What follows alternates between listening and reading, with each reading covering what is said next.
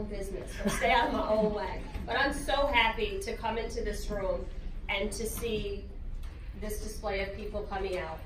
What I have always known and what was further solidified for me in just this very short time that I've been in Congress is that people rely on our passive participation.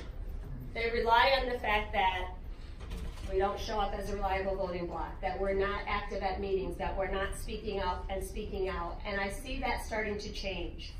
And as a result, the conversations are changing. You know, it's inconvenient, it's uncomfortable to talk about these things, but I remind my colleagues, I don't have a problem with it. Have at it, ask your questions. But if we're not even having those conversations, if we're not even coming out and elevating our voices, then the conversation is continuing without us. So I just encourage you and implore you all to just continue to do what you're doing. You know, I am in my role as, I'm always going to be a teacher, but I felt like I have to do more. I have to do something else because my kids deserve the same equitable access to opportunities as everyone else's. My kids deserve the same experiences as everyone else's. And this idea that that's the parents' job, no, that's all of our jobs because all of our communities thrive when that happens. And I realized that I was so impatient that touching one child at a time was not fast enough for me.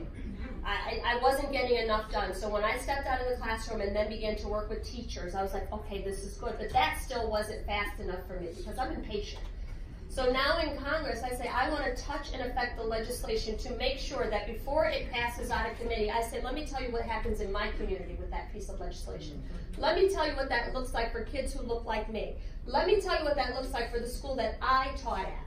And we need more people who have those experiences, those shared experiences, that authentic perspective. Because what I found in my first week, I had 4 committee hearings on education and labor. We had economists, we had business professionals, we had educators who were people who wrote about education, not one teacher, not one mother, not one student. So we cannot have these authentic conversations in an attempt to get some real and meaningful information if we are not calling forth the people who are closest to the pain.